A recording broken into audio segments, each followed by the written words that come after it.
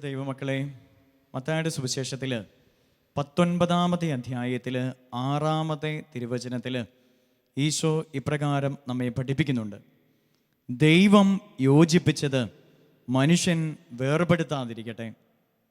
ദൈവം യോജിപ്പിച്ചത് മനുഷ്യൻ വേർപെടുത്താതിരിക്കട്ടെ. കുടുംബ ജീവിതത്തെക്കുറിച്ച് കർത്താവ് നൽകുന്ന വലിയൊരു പഠനമാണ് ഈ ഒരു തിരുവചനത്തിലൂടെ നമ്മൾ ഓരോരുത്തരും കാണുക. പ്രിയപ്പെട്ടവരെ, നമുക്കറിയാം, ദൈവം യോജിപ്പിച്ച കുടുംബങ്ങളിൽ, ദൈവം അനുഗ്രഹിച്ചുയർത്തിയ കുടുംബജീവിതങ്ങളിൽ ഇന്ന് ഒരുപാട് അസ്വസ്ഥതകൾ കാണുവാനായിട്ട് നമുക്ക് സാധിക്കും. ഇപ്രകാരം ഒരു കഥ കേട്ടിട്ടുണ്ട്, പണ്ട് എവിടെയോ വായിച്ചതായിട്ട് ഓർക്കുക. ഒരിക്കൽ ഒരു ഭാര്യയും ഭർത്താവും കിടന്നുറങ്ങുകയാണ്. കിടന്നുറങ്ങുമ്പോൾ ഈ ഭർത്താവിൻ്റെ മൊബൈലിലേക്ക് ഒരു കോള് വന്നു. ഈ കോള് ഈ ഭർത്താവ് എടുത്ത് നോക്കിക്കഴിഞ്ഞ് കഴിഞ്ഞപ്പോൾ അത് ഭാര്യയുടെ നമ്പറാണ്. ഉടനെ തന്നെ ഈ ഭർത്താവ് ചോദിച്ചു, എന്തോ വേണ്ടതെന്ന് ചോദിച്ചു. ഉടനെ തന്നെ ഈ ഭാര്യ പറഞ്ഞു എന്നാ പറയുക, ഹേ മനുഷ്യ, എനിക്ക് ചൂടെടുക്കുന്നു, അങ്ങോട്ട് നീങ്ങിക്കിടക്കുക എന്ന്. പ്രിയപ്പെട്ട ദൈവമക്കളെ, അരികിൽ കിടക്കുമ്പോൾ പോലും ഹൃദയം ഒന്നിക്കാതെ പോകുന്ന കുടുംബങ്ങളെ ഇന്ന് ലോകത്തിൽ നമുക്ക് ഒത്തിരിയേറെ കാണുവാനായിട്ട് സാധിക്കും. ഞാൻ ഓർക്കുക, ഞാൻ ആറാസി ധ്യാന കേന്ദ്രത്തിൽ ശുശ്രൂഷ ആരംഭിച്ചിട്ട് 6 വർഷം കഴിഞ്ഞു. ഈ 6 വർഷത്തിൻ്റെ ഇടയിൽ ഏറ്റവും കൂടുതൽ കൈകാര്യം ചെയ്തത് കുടുംബ ബന്ധങ്ങളിലെ വിള്ളലുകൾ, കുടുംബ ജീവിതങ്ങളെ ഒന്നിപ്പിക്കുന്നതിന് വേണ്ടിയിട്ടാണ് ഏറ്റവും അധികം ഞാൻ ശുശ്രൂഷയിൽ ഏർപ്പെട്ടിട്ടുള്ളത്. പ്രിയപ്പെട്ട ദൈവമക്കളെ, ദൈവം യോജിപ്പിച്ചത്, ദൈവം അനുഗ്രഹിച്ച ഏറ്റവും സുന്ദരമായിട്ടുള്ള ഒരു വിളി ജീവിതമാണ് കുടുംബജീവിതത്തിലേക്കുള്ള വിളി എന്ന് നമുക്ക് ഓരോരുത്തർക്കും അറിയാം. വചനം പഠിപ്പിക്കുന്നത് കൃപ ലഭിച്ചവർക്കല്ലാതെ ഇത് സാധിക്കുകയില്ല എന്നുള്ള. കുടുംബജീവിതത്തിലേക്കുള്ള വിളി ഇത് കൃപ ലഭിച്ചവർക്കുള്ളതാണ്. കൃപ ലഭിച്ചവരുടെ ജീവിതത്തിൽ, പ്രിയപ്പെട്ട ദൈവമക്കളെ, എന്തുകൊണ്ടാണ് ഇന്ന് ഇത്രമാത്രം അസ്വസ്ഥതകളും കുറവുകളും ഇല്ലായ്മകളും അവിശ്വസ്തതകളും ഉണ്ടാകുന്നത് എന്ന് നമ്മൾ ഓരോരുത്തരും തിരിച്ചറിയണം. പലപ്പോഴും നമ്മുടെ ജീവിത പങ്കാളിയുടെ കൂടെ നമ്മൾ നടക്കുമ്പോൾ പോലും, കൂടെ ഇരിക്കുമ്പോൾ പോലും, കൂടെ ഭക്ഷിക്കുമ്പോൾ പോലും ജീവിത പങ്കാളിയെ മനസ്സിലേക്ക് സ്വീകരിക്കുവാനായിട്ട് സാധിക്കാത്ത എത്രയോ ഭർത്താക്കന്മാരുണ്ട്, എത്രയോ ഭാര്യമാർ നമ്മുടെ അരികിൽ ഉണ്ട് എന്ന് നമ്മൾ മനസ്സിലാക്കണം. അതുപോലെ തന്നെ ദൈവം യോജിപ്പിച്ച് ദൈവം കൊടുത്ത ഈ ജീവിത പങ്കാളിക്ക് പകരം മറ്റൊരു വ്യക്തിയെ തേടി, മറ്റൊരുവളെ തേടി പോകുന്ന ഭാര്യമാരുടെ എണ്ണം, അതുപോലെ തന്നെ ഭർത്താക്കന്മാരുടെ എണ്ണം ഇന്ന് സമൂഹങ്ങളിൽ വർദ്ധിച്ചു വന്നുകൊണ്ടിരിക്കുക. എന്തുകൊണ്ടാണ് ഇപ്രകാരം ഇന്ന് സംഭവിക്കുന്നത് എന്ന് നമ്മൾ ഓരോരുത്തരും ഒന്ന് പരിശോധിച്ച് നോക്കണം. മലാക്കി പ്രവാചകന്റെ പുസ്തകത്തിലെ 2-ാമത്തെ അധ്യായം 16-ാമത്തെ തിരുവചനം വചനം പഠിപ്പിക്കുന്നുണ്ട്, വിവാഹമോചനത്തെ ഞാൻ വെറുക്കുന്നു എന്ന്. ദൈവം വെറുക്കുന്ന പാപത്തിൽ ഏറ്റവും വലിയൊരു പാപമായിട്ട് വചനം പഠിപ്പിക്കുന്ന ഒന്നാണ് വിവാഹ മോചനമെന്ന് പറയുക. പ്രിയപ്പെട്ടവരെ, ഒരുപക്ഷെ നമ്മുടെയൊക്കെ കുടുംബജീവിതങ്ങളിൽ വിവാഹം വേർപെടുത്തി മോചനം നടത്തി നമ്മൾ ജീവിക്കുന്ന ഒരവസ്ഥയായിരിക്കില്ല. പക്ഷേ ദൈവം വിവാഹമോചനം എന്നതുകൊണ്ട് ദൈവം ഉദ്ദേശിക്കുന്ന കാര്യം വിവാഹ ജീവിതത്തിലെ വിള്ളലുകൾ പോലും ഉണ്ട് എന്ന് നമ്മൾ മനസ്സിലാക്കിയിരിക്കണം. ഭാര്യാഭർത്താക്കന്മാർ തമ്മിൽ ജീവിതത്തിൻ്റെ വഴികളിലുണ്ടാകുന്ന വിള്ളലുകൾ പോലും ദൈവം പരിഗണിക്കുന്നത് വിവാഹമോചനമായിട്ടാണ് എന്ന് നമ്മൾ ഓരോരുത്തരും മനസ്സിലാക്കണം.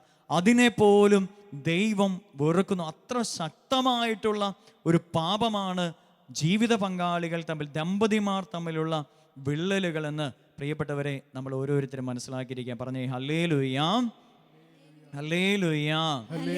പ്രിയപ്പെട്ടവരെ, നമുക്കറിയാം, ഒക്ടോബർ 18-ാം തീയതി വിശുദ്ധ കൊച്ചുത്രേസ്യായുടെ മാതാപിതാക്കളെ തിരുസഭ അൾത്താരയുടെ ഉന്നതിയിലേക്ക് ഉയർത്തിക്കൊണ്ട് ഈ ലോകത്തിന് മുഴുവനും മാതൃകകളായിട്ട്, അവരെ കുടുംബങ്ങൾക്ക് മാതൃകകളായിട്ട് അവരെ നൽകുകയുണ്ടായി. കുടുംബജീവിതത്തിൻ്റെ മധ്യസ്ഥരായിട്ട് മാർട്ടിനെയും അതുപോലെ തന്നെ സെലിഗുരിനെയും സഭ നമുക്ക് നൽകുകയുണ്ടായി. പ്രിയപ്പെട്ട ദൈവമക്കളെ, നമ്മൾ ഓരോരുത്തരും ഈ കൂട്ടത്തിൽ ഒത്തിരിയേറെ പേരുണ്ട്. കുറേ പേര് വിവാഹ ജീവിതത്തിൻ്റെ 50-ാം വാർഷികം ആഘോഷിച്ചവരിവിടെ കാണും, 25-ാം വാർഷികം ആഘോഷിച്ചവരുണ്ടാകാം, 10-ാമത്തെ വാർഷികം ആഘോഷിച്ചിട്ടുണ്ട്, വിവാഹം കഴിഞ്ഞിട്ട് 1 വർഷം കഴിഞ്ഞിട്ടുള്ളവരുണ്ടാകാം. ഞാൻ ചോദിക്കുക, എത്ര പേർക്ക് ഈ കൂട്ടത്തിൽ നെഞ്ചിൽ കൈവച്ചുകൊണ്ട് പറയാൻ സാധിക്കും, അച്ഛാ, ഈ വിശുദ്ധ കൊച്ചുത്രേസ്യായുടെ മാതാപിതാക്കളെ പോലെ ഈ അൾത്താരയിലേക്ക് ഉയർത്തപ്പെടുന്നതിന് വേണ്ട വിശുദ്ധി, സ്നേഹം എനിക്ക് നേടിയെടുക്കുവാനായിട്ട് സാധിച്ചുവെന്ന് ഇവിടെ ഇരിക്കുന്ന എത്ര പേർക്ക് പറയുവാനായിട്ട് സാധിക്കുമെന്ന് ഓരോരുത്തരും ഒന്ന് പരിശോധിച്ച് നോക്കണം. തിരുസഭ പഠിപ്പിക്കുന്നത് കുടുംബജീവിതത്തിലേക്കുള്ള വിളി അത് വിശുദ്ധിയിലേക്കുള്ള വിളിയാണ് എന്ന. ഈ അൾത്താരയുടെ വിശുദ്ധിയുടെ ഉന്നതിയിലേക്ക് എത്തപ്പെടേണ്ട ജീവിതങ്ങളാണ് കുടുംബജീവിതത്തിലേക്ക് വിളിക്കുന്ന ഓരോ ജീവിതങ്ങളും എന്നാണ് തിരുസഭ നമ്മെ ഓരോരുത്തരെയും പഠിപ്പിക്കുക. ഇത്രമാത്രം വിശുദ്ധി നിറഞ്ഞു നിൽക്കേണ്ട കുടുംബജീവിതങ്ങളിൽ നിന്ന് എത്ര പേർക്ക് ഈ അൾത്താരയുടെ വിശുദ്ധിയിലേക്ക് ഉയരുവാനായിട്ട് സാധിച്ചിട്ടുണ്ട് എന്ന് പ്രിയപ്പെട്ട ദൈവമക്കളെ നമ്മൾ ഓരോരുത്തരും ചിന്തിച്ചു നോക്കണം. ഇന്ന് ആത്മായ സമൂഹങ്ങളിൽ നിന്ന് നമ്മൾ നോക്കുവാണെങ്കിൽ കുടുംബജീവിതങ്ങളിൽ നിന്ന് അൾത്താരയുടെ ഉന്നതിയിലേക്ക് ഉയർത്തപ്പെട്ടവരുടെ എണ്ണം വളരെ ചുരുക്കമാണ്. പ്രിയപ്പെട്ടവരെ, വിശുദ്ധ കൊച്ചുത്രേസ്യായുടെ മാതാപിതാക്കളുടെ ജീവിതം എന്തുകൊണ്ട് അൾത്താരയിലേക്ക് ഉയർത്തപ്പെട്ട ജീവിതമായിട്ട് മാറി, അവരുടെ കുടുംബത്തിൽ എന്താണ് അവർ കാത്തു സൂക്ഷിച്ചത് എന്നാണ് ഈ ചുരുങ്ങിയ സമയത്തിൽ നമ്മൾ ഓരോരുത്തരും ധ്യാനിക്കുക. ഒന്നാമതായിട്ട് വിശുദ്ധ കൊച്ചുത്രേസ്യായുടെ മാതാപിതാക്കളുടെ കുടുംബത്തെക്കുറിച്ച് ഒരു ദർശനമുണ്ടായിരുന്നുവെന്ന് നമ്മൾ ഓരോരുത്തരും മനസ്സിലാക്കണം. തങ്ങളെ ദൈവം വിളിച്ച ഈ വിളിജീവിതത്തെക്കുറിച്ചുള്ള വ്യക്തമായിട്ടുള്ള ബോധ്യം ഈ വിശുദ്ധരുടെ ജീവിതത്തിൽ ഉണ്ടായിരുന്നുവെന്ന് നമ്മൾ ഓരോരുത്തരും മനസ്സിലാക്കിയിരിക്കണം. പ്രിയപ്പെട്ടവരെ, ഇന്ന് കുടുംബജീവിതത്തിലേക്ക് ദൈവം നിങ്ങളെ ഓരോരുത്തരെയും വിളിച്ചിട്ടുണ്ടെങ്കിൽ ഈ കുടുംബജീവിതത്തെക്കുറിച്ച് എന്ത് ദർശനം ഏറ്റുവാങ്ങിയിട്ടാണ് ഇന്ന് കുടുംബജീവിതങ്ങളിലേക്ക് നിങ്ങൾ പ്രവേശിച്ചിരിക്കുക? വിവാഹം കഴിഞ്ഞിട്ട് 1, 2, 3 ദിവസങ്ങൾ കഴിഞ്ഞ് കൂടെ ജീവിച്ച് 4-ാം ദിവസം വിവാഹമോചനത്തിനായിട്ട് നിങ്ങൾ ഇറങ്ങി പുറപ്പെടുമ്പോൾ നിങ്ങളുടെ ജീവിത പങ്കാളിയെ, നിങ്ങളുടെ കുടുംബത്തിലുള്ളവരെയും കുറ്റം പറഞ്ഞുകൊണ്ട് നിങ്ങളുടെ ഭവനങ്ങളിലേക്ക്, നിങ്ങളുടെ മാതാപിതാക്കളുടെ അരികിലേക്ക് നിങ്ങൾ കടന്നു ചെല്ലുമ്പോൾ നിങ്ങൾ പരിശോധിച്ചു നോക്കണം, ഈ കുടുംബജീവിതത്തെക്കുറിച്ചുള്ള എന്ത് ദർശനം ഏറ്റുവാങ്ങിയിട്ടാണ് നിങ്ങൾ ഇന്ന് കുടുംബജീവിതം നയിക്കുന്നത് എന്ന് നിങ്ങൾ ഓരോരുത്തരും ഒന്ന് പരിശോധിച്ചു. കുടുംബജീവിതത്തിൽ വസിക്കുന്ന ഓരോരുത്തരും പരിശോധിച്ചു നോക്കണമെന്ന് നമ്മൾ ഓരോരുത്തരും തിരിച്ചറിയണം. പറഞ്ഞേ ഹല്ലേലൂയ. ഇവരുടെ കുടുംബജീവിതത്തിൽ ഇവർക്കുണ്ടായിരുന്ന ഒന്നാമത്തെ ദർശനം എന്ന് പറയുന്നത് ഈ ജീവിതം ദൈവം ഒന്നിപ്പിച്ച ജീവിതമായിരുന്നുവെന്ന് ഇവർ തിരിച്ചറിഞ്ഞു. ഇത് മനുഷ്യന് യോജിപ്പിച്ചതല്ല, ഇത് ദൈവം യോജിപ്പിച്ചതാണ് എന്നുള്ള ഒരു തിരിച്ചറിവ് ഈ വിശുദ്ധ കൊച്ചുത്രേസ്യായുടെ മാതാപിതാക്കളായ മാർട്ടിനും സെലിഗുരിനും ഉണ്ടായിരുന്നു. ഇന്ന് പലപ്പോഴും ഇന്നാള് ഒരു 5-6 മാസം മുമ്പ് ഒരു കൗൺസിലിങ്ങിന് വന്ന ഒരു ഭാര്യയും ഭർത്താവും കൂടെ കൗൺസിലിങ്ങിന് വന്നിട്ട് ഈ ഭാര്യ എന്നോട് പറഞ്ഞൊരു കാര്യം ഞാൻ ഓർക്കുക, എൻ്റെ പൊന്നച്ഛ, ഇങ്ങേരെയൊന്നും അല്ലായിരുന്നു എനിക്ക് കിട്ടേണ്ടതെന്ന്. ഇങ്ങേരെയൊന്നും അല്ലായിരുന്നു എനിക്ക് കിട്ടേണ്ടത്. ഇത് എവിടെയോ തെറ്റിപ്പോയച്ചാ, ഏതോ വ്യക്തികൾക്ക്, എൻ്റെ മാതാപിതാക്കൾക്ക് തെറ്റിപ്പോയതുകൊണ്ടാണ് ഇങ്ങേരെ എനിക്ക് കിട്ടിയെന്ന്. പ്രിയപ്പെട്ടവരെ, പലപ്പോഴും നമ്മളും ചിന്തിക്കാറുണ്ട്, സ്വന്തം ജീവിത പങ്കാളി ദൈവം ഒന്നിപ്പിച്ചതാണ്, ഈ ജീവിത പങ്കാളിയെ തന്നെ ദൈവം എനിക്ക് നൽകിയതാണ്, ദൈവമാണ് എനിക്ക് നൽകിയതെന്നുള്ള ഒരു ബോധ്യം നിങ്ങൾക്ക് ഓരോരുത്തരും. എന്തുമാത്രം കുറവുകളുണ്ടായാലും, എന്തുമാത്രം ജീവിതത്തിൽ കുറവുകളുള്ള ഒരു വ്യക്തിയായിരുന്നെങ്കിലും ഇതിനെ ദൈവമാണ് നിനക്ക് തന്നത് എന്നുള്ള ആഴമായിട്ടുള്ള ഒരു ബോധ്യം നിനക്കുണ്ടായിരിക്കണം. അതുപോലെ തന്നെ ദൈവം നിനക്ക് തന്നതാണ് എങ്കിൽ കുറവുകളെ അംഗീകരിക്കുവാനായിട്ട് സാധിക്കണം. വിശുദ്ധ കൊച്ചുത്രേസ്യായുടെ മാതാപിതാക്കൾ അവരുടെ ജീവിതത്തിലുണ്ടായ കുറവുകളെ പരസ്പരം അംഗീകരിക്കുവാനായിട്ട് അവർക്ക് സാധിച്ചു. നമുക്കറിയാം, വിശുദ്ധ കൊച്ചുത്രേസ്യായുടെ ജീവിത ചരിത്രം വായിച്ചു നോക്കിക്കഴിഞ്ഞു കഴിഞ്ഞാൽ നമുക്ക് മനസ്സിലാക്കാനായിട്ട് സാധിക്കുന്ന ഒരു കാര്യം ഇതാ. വിശുദ്ധ കൊച്ചുത്രേസ്യായുടെ വളരെ ചെറുപ്പത്തിൽ തന്നെ അവളുടെ അമ്മ ക്യാൻസർ രോഗബാധിതയായിരുന്നു. അതുപോലെ തന്നെ അവരുടെ ജീവിതത്തിൽ ഒത്തിരി കുറവുകളുണ്ട്. പക്ഷേ അവളുടെ ജീവിതത്തിലുണ്ടായ, ഈ സെലിഗുരിൻ്റെ ജീവിതത്തിലുണ്ടായിട്ടുള്ള കുറവുകളെ അംഗീകരിക്കുവാനായിട്ട്, അത് രോഗമായിരുന്നാലും മറ്റേതൊരു അവസ്ഥയായിരുന്നാലും അതിനെ അംഗീകരിക്കുവാനായിട്ട് അവർക്ക് പരസ്പരം സാധിച്ചു എന്നുള്ളതാണ്. ഇതുപോലെ ദൈവം യോജിപ്പിച്ച നിന്റെ ജീവിത പങ്കാളിയുടെ ജീവിതത്തിൻ്റെ കുറവുകളെ നിനക്ക് അംഗീകരിക്കാൻ സാധിക്കുന്നുണ്ടോ? ഒരുപക്ഷെ നിന്റെ ജീവിത പങ്കാളി മദ്യപാനിയായിരിക്കാം, അല്ലെങ്കിൽ നിന്റെ ജീവിത പങ്കാളി അവശ്വസ്തതയുടെ വഴിയിലൂടെ നടക്കുന്നതായിരിക്കാം, നീ ആഗ്രഹിക്കുന്ന പോലെ നിന്നെ സ്നേഹിക്കാത്ത വ്യക്തിയായിരിക്കാം, നീ ആഗ്രഹിക്കുന്ന പോലുള്ള പരിചരണം നിനക്ക് നൽകാത്ത വ്യക്തിയായിരിക്കാം, നീ ആഗ്രഹിക്കുന്ന പോലെ നിന്നോട് സംസാരിക്കാത്ത ഒരു വ്യക്തിയായിരിക്കാം നിന്റെ ജീവിത പങ്കാളി. ആ കുറവുകളെ അംഗീകരിക്കുവാനായിട്ട് നിനക്ക് സാധിക്കുന്നുണ്ടോ എന്ന് ഒന്ന് പരിശോധിച്ച് നോക്കണം. അതുപോലെ തന്നെ പരസ്പരം ബഹുമാനിക്കുന്ന ഒരു സ്വഭാവം അവരുടെ കുടുംബജീവിതത്തിലുണ്ടായിരുന്നു. പരസ്പരം ബഹുമാനിക്കുന്ന ഒരു കുടുംബജീവിതം. പ്രിയപ്പെട്ടവരെ, അവർ പരസ്പരം ബഹുമാനിച്ചിരുന്നു. ഇവരുടെ വിവാഹ ജീവിതത്തിൻ്റെ ആദ്യ നാളുകളിൽ, വിവാഹം കഴിഞ്ഞിട്ട് 10 മാസത്തോളം ഇവർ പരസ്പരം സഹോദരീ സഹോദരന്മാരെ പോലെ ജീവിച്ചു എന്ന ഇവരുടെ ആത്മകഥയിൽ വിശുദ്ധ കൊച്ചുത്രേസ്യ രേഖപ്പെടുത്തി വെച്ചിരിക്കുക. ഈ മാർട്ടിൻ്റെ ആഗ്രഹപ്രകാരമാണ് 10 മാസത്തോളം സഹോദരരെ പോലെ ഇവർ ജീവിച്ചുവെന്ന്. പരസ്പരം ബഹുമാനിക്കാനായിട്ട്, തൻ്റെ ജീവിത പങ്കാളിയുടെ ആവശ്യത്തെ, ജീവിത പങ്കാളിയുടെ ആഗ്രഹത്തെ ബഹുമാനിക്കുവാനും അംഗീകരിക്കുവാനായിട്ടും സാധിക്കുകയാണ്. പ്രിയപ്പെട്ടവരെ, ഇതുപോലെ നിന്റെ ജീവിത പങ്കാളിയുടെ ജീവിതത്തെ ബഹുമാനിക്കുക, നിന്റെ ജീവിത പങ്കാളിയെ ഒന്ന് ബഹുമാനിക്കുക, അവൻ്റെ ആഗ്രഹങ്ങളെ, അവളുടെ ആഗ്രഹങ്ങളെ ബഹുമാനിക്കുവാനായിട്ട് നിങ്ങൾക്ക് സാധിക്കുന്നുണ്ടോ എന്ന് പരിശോധിച്ച് നോക്കണം. അതുപോലെ തന്നെ മറ്റൊരു കാര്യമാണ് വിശ്വസ്തത. അവരുടെ കുടുംബജീവിതത്തിൽ ഉണ്ടായിരുന്ന വിശ്വസ്തതയുണ്ടായിരിക്കണമെന്നുള്ള ആഴമായിട്ടുള്ള ബോധ്യം അവർക്കുണ്ടായിരുന്നു. സ്വന്തം ജീവിത പങ്കാളിയെ കൂടാതെ മറ്റു പലരെയും അന്വേഷിച്ചു പോകുന്ന ഒരു സ്വഭാവ രീതികൾ ഇന്ന് സമൂഹങ്ങളിൽ വർദ്ധിച്ചു വന്നുകൊണ്ടിരിക്കുക. നാളെ ഒരു സഹോദരൻ എൻ്റെ അടുത്ത് വന്നിട്ട് ഒരു കുഞ്ഞിനെ പോലെ പൊട്ടിക്കരയുക. ഒരു കുഞ്ഞിനെ പോലെ പൊട്ടിക്കരഞ്ഞുകൊണ്ട് മൊബൈലിൽ കുറേ കാര്യങ്ങൾ കാണിച്ചു തന്നു. സ്വന്തം ഭാര്യ അധ്യാപകയാണ്. ആ ഭാര്യയുടെ ചില രംഗങ്ങൾ അവൾ തന്നെ മൊബൈലിൽ സൂക്ഷിച്ചു വെച്ചത് കൊണ്ട് കാണിച്ചു തന്നിട്ട് ഭർത്താവ് പൊട്ടിക്കരയോ ഒരു കുഞ്ഞിനെ പോലെ. ഇനി അവളെ ഞാൻ കൊന്നുകളയോ അച്ഛാ, എന്നിട്ട് ഞാനും മരിക്കാം, എൻ്റെ കുഞ്ഞുങ്ങളെയും കൊന്നുകളയാന്ന് പറഞ്ഞു. പ്രിയപ്പെട്ടവരെ, ഇത്രമാത്രം അസ്വസ്ഥതകൾ, അവിശ്വസ്തതയുടെ വലിയ കെട്ടുകൾ ഇന്ന് കുടുംബങ്ങളിലേക്ക് പലപ്പോഴും കടന്നു വരുന്നുണ്ട്. വിശ്വസ്തത അത് നിൻ്റെ കുടുംബത്തിലുണ്ടെങ്കിൽ അതിനെക്കുറിച്ചുള്ള ആഴമായിട്ടുള്ള ബോധ്യം നിനക്കുണ്ടാകണം. അതുപോലെ തന്നെ മറ്റൊരു പ്രധാനപ്പെട്ട കാര്യം, സഹനങ്ങൾ ഏറ്റെടുക്കാനായിട്ട് സാധിക്കണം. കുടുംബത്തിലുള്ള സഹനങ്ങളെ ഏറ്റെടുക്കാനായിട്ട് സാധിക്കണം. ഈ കാലഘട്ടത്തിൽ നമുക്കറിയാം, പരസ്പരം സഹനങ്ങൾ ഏറ്റെടുക്കാൻ, കുടുംബത്തിൽ നിന്നായാലും ജീവിതത്തിലേക്ക് കടന്നു വരുന്ന സഹനങ്ങളായാലും അതിനെ ഏറ്റെടുക്കാനായിട്ട് ഇന്ന് പലർക്കും സാധിക്കുന്നില്ല. രോഗങ്ങൾ ഏറ്റെടുക്കാൻ സാധിക്കുന്നില്ല. ജീവിത പങ്കാളിക്ക് രോഗമുണ്ടായാൽ ഉടനെ ഇട്ടിട്ട് പോകുന്ന അവസ്ഥകളുണ്ട്.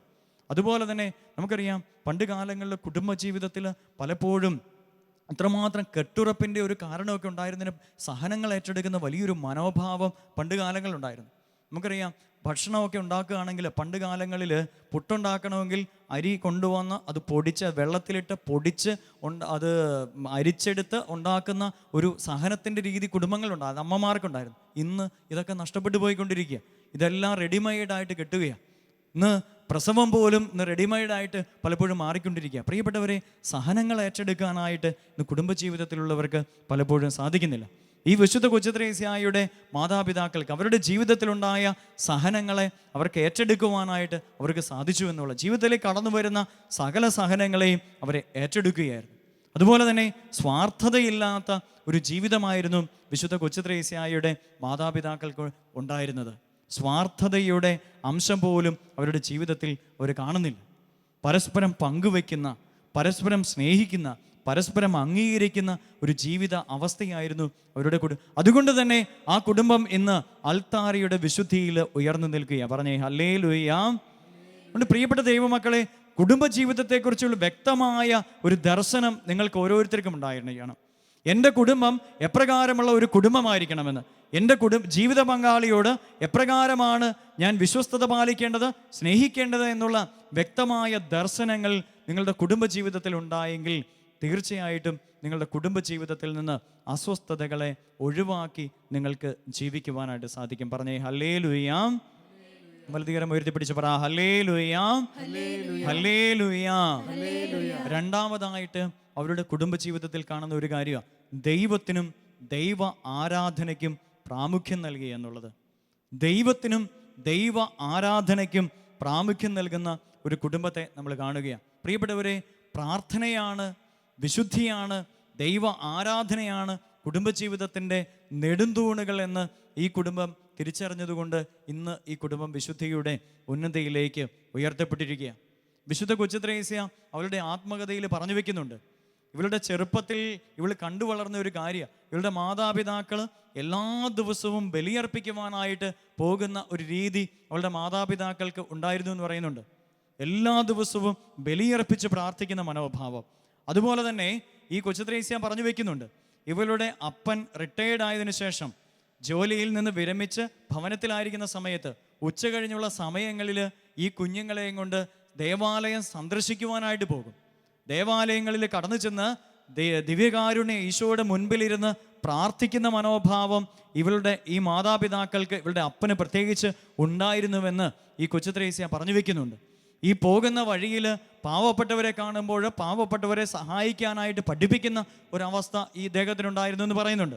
അതുപോലെ തന്നെ മഠം, കർമ്മല മഠത്തെ കാണുമ്പോൾ വിശുദ്ധരായ കന്യകകൾ വസിക്കുന്ന ഇടമാണ് എന്ന് പറഞ്ഞ് ഈ മക്കളെ അത് പറഞ്ഞു കൊടുത്ത് പഠിപ്പിക്കുമായിരുന്നു.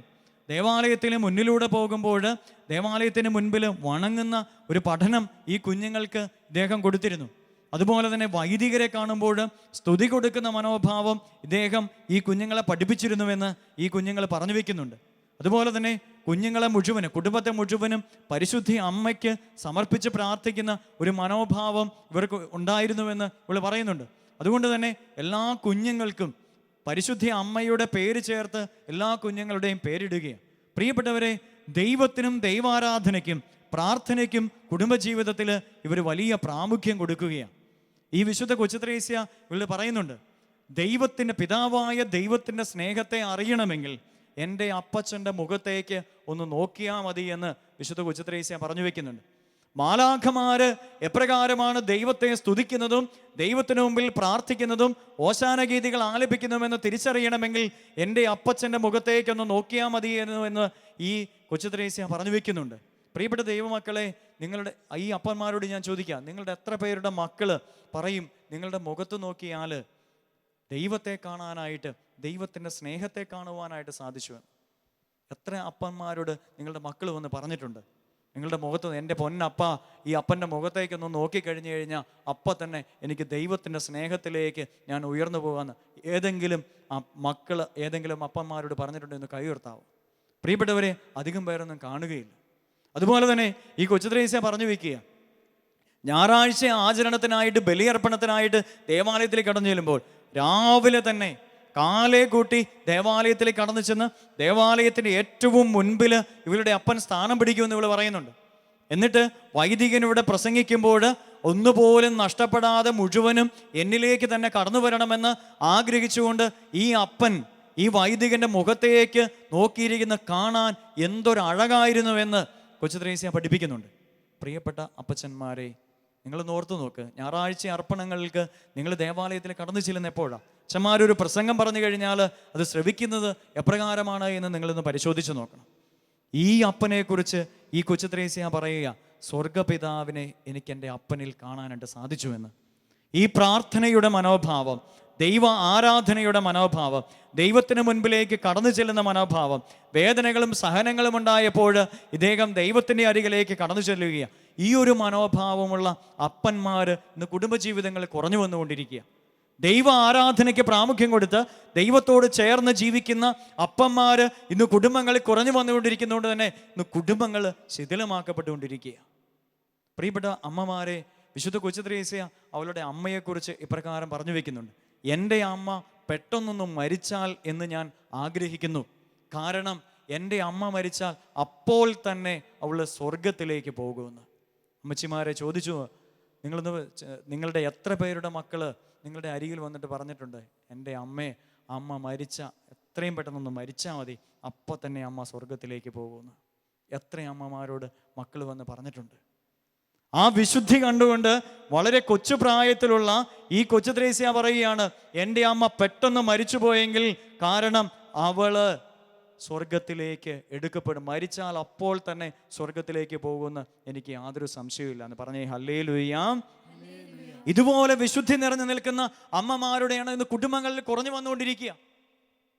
ദേവാലയത്തിലേക്ക് മക്കളെ കൂട്ടിക്കൊണ്ടുവന്ന, പ്രാർത്ഥനയ്ക്ക് മക്കളെ ഇരുത്തുന്ന, പരിശുദ്ധി അമ്മയോട് ചേർത്തിരുത്തുന്ന, ജപമാലയെടുത്ത് കുഞ്ഞുങ്ങളുടെ കയ്യിൽ കൊടുക്കുന്ന അമ്മമാരുടെ എണ്ണം ഇന്ന് കുടുംബങ്ങളിൽ കുറഞ്ഞു വന്നുകൊണ്ടിരിക്കുക. അതുപോലെ തന്നെ ജീവിത പങ്കാളിയുടെ ഭർത്താവിന് ജീവിതത്തിൽ കുറവുണ്ടാകുമ്പോൾ അത് ദൈവത്തിൻ്റെ സന്നിധിയിലേക്ക് ഉയർത്തേണ്ടതിന് പകരം, കുടുംബത്തിലൊരു കുറവുണ്ടാകുമ്പോൾ കർത്താവിന് മുമ്പ് കണ്ണുനീരൊഴുക്കേണ്ടതിന് പകരം, ഈ ജപമാലയെടുത്ത് ഉയർത്തിപ്പിടിക്കേണ്ടതിന് പകരം ഇന്ന് ഭവനങ്ങളിലേക്ക് ഓടിപ്പോകുന്ന, അല്ലെങ്കിൽ ജീവിത പങ്കാളിയുടെ മാതാപിതാക്കളുടെയും കുറ്റങ്ങൾ സ്വന്തം മാതാപിതാക്കളോട് പറഞ്ഞു വരുന്ന ഭാര്യമാരുടെ എണ്ണം ഇന്ന് വർദ്ധിച്ചു വന്നുകൊണ്ടിരിക്കുക.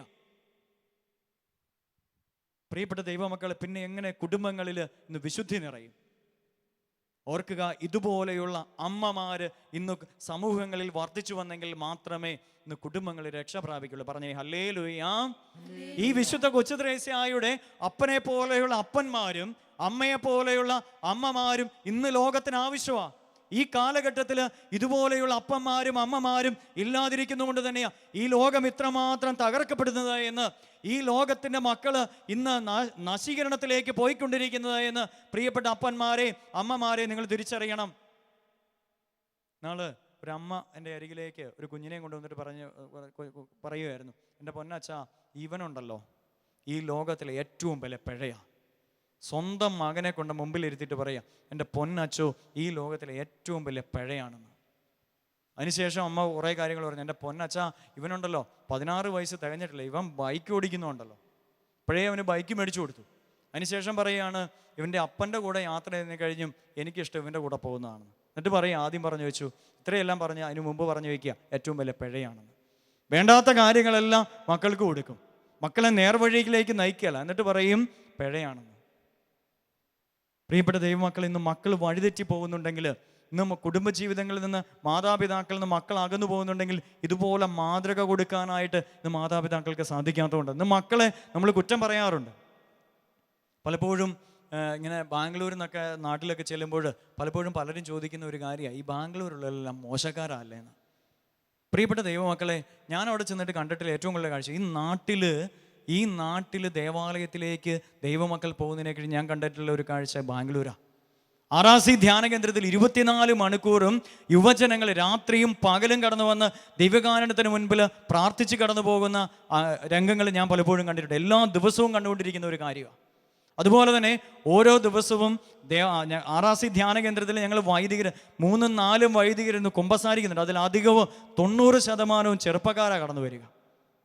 പ്രിയപ്പെട്ട ദൈവമക്കളെ, നമ്മൾ തിരിച്ചറിയണം, നമ്മുടെ അരികിൽ നിന്ന് മക്കൾ ഓടിപ്പോയതുകൊണ്ട് അവർ മോശക്കാരാവത്തില്ല. പക്ഷേ നമ്മുടെ അരികിലായിരിക്കുമ്പോൾ അവർക്ക് നല്ല മാതൃകകൾ നിങ്ങൾ കൊടുക്കുന്നില്ലെങ്കിൽ നിങ്ങളുടെ അരികിലായിരുന്നാലും നിങ്ങളുടെ മക്കൾ നശിച്ചു പോകും. തിരിച്ചറിയുക. പറഞ്ഞേ ഹല്ലേലൂയ. അതുകൊണ്ട് പ്രിയപ്പെട്ട മാതാപിതാക്കന്മാരെ, അപ്പന്മാരെ, അമ്മമാരെ, നിങ്ങളുടെ കുടുംബത്തിൽ ദൈവ ആരാധനയ്ക്കും പ്രാർത്ഥനയ്ക്കും നിങ്ങൾ പ്രാമുഖ്യം കൊടുക്കണമെന്ന് നിങ്ങൾ തിരിച്ചറിയുക. ബലിയർപ്പണത്തിന്, ഞായറാഴ്ച ആചരണത്തിന്, ജപമാല അർപ്പണത്തിന്, കുടുംബ പ്രാർത്ഥനയ്ക്ക്, വ്യക്തിപരമായ പ്രാർത്ഥനകൾക്ക്, ഇടയ്ക്കുള്ള ദേവാലയ സന്ദർശനങ്ങൾക്ക് നിങ്ങളുടെ കുടുംബത്തിൽ പ്രാമുഖ്യം കൊടുത്തു കഴിഞ്ഞാൽ, അത് മക്കൾക്ക് കൊടുത്താൽ നിങ്ങളുടെ കുടുംബം തകരില്ല, നിങ്ങളുടെ മക്കൾ വഴിതെറ്റി പോവുകയുമില്ല. പറ ഹല്ലേലൂയ. സ്വരം ഉയർത്തി പറ ഹല്ലേലൂയ, ഹല്ലേലൂയ. പ്രിയപ്പെട്ട ദൈവമക്കളെ, ഈ ഒരു മനോഭാവമുള്ള നല്ല അപ്പനും അമ്മമാരും ഇന്ന് സമൂഹങ്ങളിൽ ഉണ്ടാകുന്നതിന് വേണ്ടി പ്രാർത്ഥിക്കുകയും അതുപോലെ തന്നെ ഇപ്രകാരമുള്ള ഒരു അപ്പനും അമ്മയുമായിട്ട് ജീവിക്കുവാനായിട്ട് നമുക്ക് സാധിക്കുന്നതിന് വേണ്ടി ദൈവസന്നിധിയിൽ പ്രാർത്ഥിക്കുകയും ചെയ്യാം. മൂന്നാമതായിട്ട്, മക്കൾ ദൈവത്തിൻ്റെ ദാനമാണെന്ന് തിരിച്ചറിയുന്ന മാതാപിതാക്കളെ ഇവരിൽ നമ്മൾ കണ്ടുമുട്ടുകയാണ്. സങ്കീർത്തനങ്ങളുടെ പുസ്തകത്തിൽ 127-ാം അധ്യായത്തിൽ നമ്മൾ വായിക്കുന്നുണ്ട്, കർത്താവിൻ്റെ ദാനമാണ് മക്കൾ, ഉദരഫലം ഒരു സമ്മാനവും. ദൈവത്തിൻ്റെ ദാനമാണ് മക്കൾ, ഉദരഫലം ഒരു സമ്മാനവും. പ്രിയപ്പെട്ടവരെ, വിശുദ്ധ കൊച്ചുത്രേസ്യായുടെ മാതാപിതാക്കൾക്ക് 10 മക്കൾ ഉണ്ടായി എന്ന് പറയുക. അതിൽ 5 പേര് മരിച്ചു. 5 പേര് ഇന്ന് ആ മക്കൾ മുഴുവനും വിശുദ്ധിയിലേക്ക് ഉയർത്തപ്പെട്ടുകൊണ്ടിരിക്കുക. ഇന്ന് നമ്മുടെ കുടുംബങ്ങളിലൊക്കെ എത്ര മക്കളുണ്ട്? ദൈവത്തിൻ്റെ ദാനമാണ് മക്കളെന്ന് തിരിച്ചറിഞ്ഞുകൊണ്ട് ദൈവം നൽകുന്ന മക്കളെ ഉദരത്തിലേക്ക് സ്വീകരിക്കുവാനായിട്ട് ഇന്ന് മാതാപിതാക്കൾക്ക് സാധിക്കുന്നുണ്ടോ? പലപ്പോഴും നമ്മൾ 1, ഏറിയാൽ 2, അതിൻ്റെ അപ്പുറത്തേക്ക് വേണ്ട. കഴിഞ്ഞ ദിവസം ധ്യാനത്തിന് വന്ന ഒരു സഹോദരി എൻ്റെ അടുത്ത് വന്നിട്ട് പറയുമായിരുന്നു, അച്ഛാ, ഇതിപ്പോൾ ഞാൻ 3ാമത് ഗർഭിണിയാണ്. എൻ്റെ ഭർത്താവിൻ്റെ വീട്ടുകാരും അതായിക്കഴിഞ്ഞപ്പോൾ തന്നെ അതിനെ അബോർട്ട് ചെയ്യാനായിട്ട് നിർബന്ധിച്ചുകൊണ്ടിരിക്കുകയായിരുന്നു. പക്ഷേ ഇത് ദൈവം തന്നതാണെന്ന് തിരിച്ചറിഞ്ഞുകൊണ്ട് ഞാൻ എന്നെ ഉദരത്തിൽ വഹിച്ചുകൊണ്ടിരിക്കുക. ഇപ്പോൾ ഈ പ്രസവത്തിന് ശേഷം കൃത്രിമ മാർഗം ഉപേക്ഷിച്ച് ഓപ്പറേഷൻ ചെയ്ത് ഗർഭം ഇനി ഉണ്ടാകാതിരിക്കാൻ വേണ്ടിയിട്ട് ഓപ്പറേഷൻ ചെയ്യണമെന്ന് അവർ നിർബന്ധിച്ചുകൊണ്ടിരിക്കുകയാണെന്ന് പറയുകയുണ്ടായി. പ്രിയപ്പെട്ടവരെ, ഈ കാലഘട്ടത്തിൻ്റെ വലിയൊരു നാശമായത് ദൈവത്തിൻ്റെ ദാനമാണ് മക്കളെന്ന് തിരിച്ചറിഞ്ഞ് ദൈവം നൽകുന്ന മക്കളെ ഉദരത്തിലേക്ക് സ്വീകരിക്കുവാനായിട്ട് നമുക്ക് സാധിക്കണം. മാതാപിതാക്കൾക്ക്, കുടുംബങ്ങൾക്ക് ഇന്ന് സാധിക്കണം. ഈ വിശുദ്ധ കൊച്ചുത്രേസ്യായുടെ മാതാപിതാക്കൾക്ക് ഇത് സാധിച്ചു. ദൈവം നൽകിയ മക്കളെ ജീവിതത്തിലേക്ക് സ്വീകരിക്കുവാനായിട്ട് അവർക്ക് സാധിച്ചു. മക്കളെ നേർവഴിക്ക് നയിക്കുവാനായിട്ട് അവർക്ക് സാധിച്ചു. പ്രിയപ്പെട്ട ദൈവമക്കളെ, അതുപോലെ തന്നെ പ്രാർത്ഥനയുടെയും ഒരുക്കത്തിൻ്റെയും ഫലമായിരുന്നു അവരുടെ ജീവിതത്തിലുണ്ടായ ഓരോ മക്കളും. നന്നായിട്ട് പ്രാർത്ഥിച്ച് ഒരുങ്ങി മക്കൾക്ക് വേണ്ടി ദൈവസന്നിധിയിൽ ദാഹിച്ചുണ്ടായ മക്കളായിരുന്നു ഇവരുടെ ഈ മക്കൾ ഓരോരുത്തരും. അതുകൊണ്ട് ഇന്ന് സഭ ഈ 5 മക്കളെയും ഇന്ന് വാഴ്ത്തപ്പെട്ടവരുടെ ഗണത്തിലേക്ക് ഉയർത്തുക. അതിൽ വിശുദ്ധ കൊച്ചുത്രേസ്യ ഇളയവളായവള് സഭയിലെ ഏറ്റവും വലിയ, സഭയെ പഠിപ്പിക്കുന്ന വലിയ ആധുനിക ലോകത്തിൻ്റെ ഏറ്റവും വലിയ വിശുദ്ധയായിട്ട് തീർന്നിരിക്കുക. ബാക്കിയുള്ളവരെല്ലാം വാഴ്ത്തപ്പെട്ടവരുടെ ഗണത്തിലേക്ക് ഉയർത്തുന്നതിനുള്ള നടപടികൾ സഭ ആരംഭിച്ചു എന്നാണ് പറയും. പ്രിയപ്പെട്ടവരെ, ഇതുപോലെ നമ്മുടെ മക്കളും വിശുദ്ധരുടെ ഉന്നത ഗണത്തിലേക്ക് ഉയർത്തപ്പെടണമെങ്കിൽ മക്കൾ ദൈവത്തിൻ്റെ ദാനമാണെന്ന് തിരിച്ചറിഞ്ഞ് ആ മക്കളെ ദൈവത്തിന് സമർപ്പിക്കുവാനായിട്ട് നമുക്ക് ഓരോരുത്തർക്കും ഇന്ന് മാതാപിതാക്കന്മാർക്ക് സാധിക്കണമെന്ന് ഈ കുടുംബം നമ്മെ പഠിപ്പിക്കുക. പറഞ്ഞേ ഹല്ലേലൂയ. പ്രാർത്ഥനയുടെയും ഒരുക്കത്തിൻ്റെയും ഫലമായിരിക്കണം ഓരോ മക്കളും. നിങ്ങൾക്കുണ്ടാകുന്ന മക്കള് ഉദരത്തിൽ മക്കളായിരിക്കുമ്പോൾ അതിനു മുമ്പും പ്രാർത്ഥിച്ച് മക്കൾക്ക് വേണ്ടി ദാഹിച്ച് പ്രാർത്ഥിച്ച് മക്കളെ സ്വീകരിക്കുക. ദൈവകരങ്ങളിൽ നിന്ന് മക്കളെ സ്വീകരിക്കുവാനായിട്ട് മാതാപിതാക്കന്മാർക്ക് സാധിക്കണം. അല്ലാതെ മനുഷ്യൻ്റെ ഇച്ഛയുടെയും മനുഷ്യൻ്റെ ആഗ്രഹത്തിൻ്റെയും ഫലമായിരിക്കരുത് മക്കള്. അത് ദൈവത്തിൻ്റെ ദാനമായിരിക്കണം. ദൈവത്തിൻ്റെ കരങ്ങളിൽ നിന്ന് മക്കളെ സ്വീകരിക്കുകയും വേണം. ഈ മാതാപിതാക്കൾ ദൈവകരങ്ങളിൽ നിന്ന് തങ്ങളുടെ മക്കളെ സ്വീകരിച്ചതുപോലെ നമ്മുടെ സമൂഹങ്ങളിലും ദൈവകരങ്ങളിൽ നിന്ന് മക്കളെ സ്വീകരിക്കുന്ന മാതാപിതാക്കൾ ഉയർന്നു വരട്ടെ. സ്വരമുയർത്തി പറ ഹല്ലേലൂയ, ഹല്ലേലൂയ. അതുപോലെ തന്നെ ഈ മക്കളെ വിശുദ്ധിയിൽ, ഞാൻ ആദ്യമേ സൂചിപ്പിച്ചു, ഈ മക്കളെ വിശുദ്ധിയിൽ വളർത്തിക്കൊണ്ടുവരുവാനായിട്ട് ഈ മാതാപിതാക്കന്മാർ പരിശ്രമിച്ചു എന്ന് കാണുന്നുണ്ട്.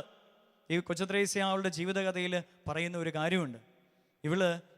ഇവളിങ്ങനെ കസേരയിൽ ഇങ്ങനെ ഇരിക്കുക. ഇത് കണ്ടു കഴിഞ്ഞപ്പോൾ ഇവളുടെ അപ്പൻ എന്തോ ആവശ്യത്തിന് ഇവളെ അരികിലേക്ക് വിളിക്കുക. കൊച്ചുത്രേസ്യ എന്ന് പറഞ്ഞ് വിളിക്കുമ്പോൾ ഇങ്ങോട്ട് വരാനായിട്ട് പറയുമ്പോൾ ഈ കൊച്ചുത്രേസ്യ ഈ അപ്പനെ തൻ്റെ അരികിലേക്ക് വിളിക്കുക. തൻ്റെ അരികിലേക്ക് വിളിച്ചു കഴിഞ്ഞപ്പോൾ ഈ അപ്പൻ അരികിലേക്ക് കടന്നു ചെന്നിട്ട് സ്നേഹത്തോടെ ഇവളെ ശാസിക്കുന്നുണ്ട്. പ്രിയപ്പെട്ട മാതാപിതാക്കന്മാരെ, മക്കളെ ശാസിച്ച് വളർത്തുവാനായിട്ട് നമുക്ക് സാധിക്കണം. അതുപോലെ തന്നെ വിശുദ്ധ കൊച്ചുത്രേസ്യ പഠിപ്പിക്കുന്നുണ്ട്. ഇവള് പറയുകയാണ്, ഇതുപോലെ ഒരു മാതാപിതാക്കൾക്ക് ഞാൻ ജനിച്ചില്ലായിരുന്നുവെങ്കിൽ ഈ ലോകത്തിലെ ഏറ്റവും മോശക്കാരിയായി ഞാൻ തീർന്നേനെ എന്ന്. ഇതുപോലെ മാതാപിതാക്കൾക്ക്, വിശുദ്ധി നിറഞ്ഞ മാതാപിതാക്കൾക്ക് ഞാൻ ജനിച്ചില്ലായിരുന്നുവെങ്കിൽ ഈ ലോകത്തിലെ ഏറ്റവും മോശപ്പെട്ടവളായിട്ട് ഞാൻ തീർന്നേനെ എന്ന് വിശുദ്ധ കൊച്ചുത്രേസ്യ പഠിപ്പിക്കുന്നുണ്ട്. ഇന്ന് ലോകത്തിലെ ഏറ്റവും വിശുദ്ധി നിറഞ്ഞവളായിട്ട് ആധുനിക ലോകത്തിൻ്റെ മാതൃകയായിട്ട് സഭ ഇവളെ ഉയർത്തിക്കാട്ടുമ്പോൾ പ്രിയപ്പെട്ടവരെ, എന്തുമാത്രം വിശുദ്ധിയിൽ ഈ മാതാപിതാക്കൾ ഇവളെ വളർത്തിയെന്ന് നമ്മൾ മനസ്സിലാക്കണം. മക്കൾക്ക് നല്ല പാഠങ്ങൾ പറഞ്ഞു കൊടുത്ത് അവരെ വിശുദ്ധിയുടെ വഴിയിലൂടെ നയിക്കുവാനായിട്ട് സാധിക്കണം. അവരെ സ്നേഹത്തോടെ ശാസിക്കുവാനായിട്ട് സാധിക്കണം. അതുപോലെ തന്നെ അവളുടെ ജീവിതത്തിൽ ഒരു കാര്യം പറയുന്നുണ്ട്. ചെറുപ്പത്തിൽ അവൾ ഒരു യാത്രയ്ക്ക് പോകുവാനായിട്ട് ഒരുങ്ങുമ്പോൾ ഇവള് കൈക്ക് ഇറക്കം കുറഞ്ഞ ഒരു വസ്ത്രം ധരിക്കുവാനായിട്ട് ഇവൾ ആഗ്രഹിച്ചു എന്ന് പറയുക. അപ്പോൾ ഇവരുടെ അമ്മ അത് മാറ്റിയിട്ട് കൈക്ക് നന്നായിട്ട് നീട്ടം കൂടിയ ഒരു ഫ്രോക്ക് ഇവളെ ധരിപ്പിക്കുക. കൈക്ക് നന്നായിട്ട് നീട്ടം കൂടിയ ഒരു വസ്ത്രം ഇവളെ ധരിപ്പിക്കുകയാണ്. ഇവള് പറയുകയാണ്, കൈക്ക് ഇറങ്ങം കുറഞ്ഞ് ബാക്കിയുള്ള കരങ്ങൾ മറ്റുള്ളവരെയൊക്കെ കാണിപ്പിച്ച് എൻ്റെ സൗന്ദര്യം മറ്റുള്ളവരെ കാണിക്കുവാനായിട്ട് ചെറുപ്പത്തിൽ ഞാൻ 3 വയസ്സുള്ള ഇവള് പറയുക ഞാൻ ആഗ്രഹിച്ചു, എന്നാൽ എൻ്റെ അമ്മ അത് സമ്മതിച്ചില്ല എന്ന്. മക്കളുടെ ജീവിതത്തിൻ്റെ മേൽ ഒരു കൺട്രോള്, ഒരു നിയന്ത്രണം ഇവരുടെ മാതാപിതാക്കൾക്കുണ്ടായിരുന്നു.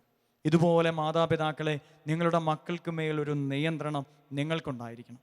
മക്കൾ നടക്കുന്ന വഴികളെ നിങ്ങൾ അറിയണം. മക്കൾ ചെയ്യുന്ന കാര്യങ്ങൾ മാതാപിതാക്കൾ അറിയണം. നിങ്ങൾക്ക് മുൻപിൽ മറയ്ക്കപ്പെട്ട ഒരു ജീവിതം നിങ്ങളുടെ മക്കൾക്ക് ഉണ്ടായിരിക്കരുത്. അങ്ങനെയുണ്ട് എങ്കിൽ തിരിച്ചറിയുക, ആ മക്കൾ വഴിതെറ്റി പോകുന്നു. പറഞ്ഞേ ഹല്ലേലൂയ.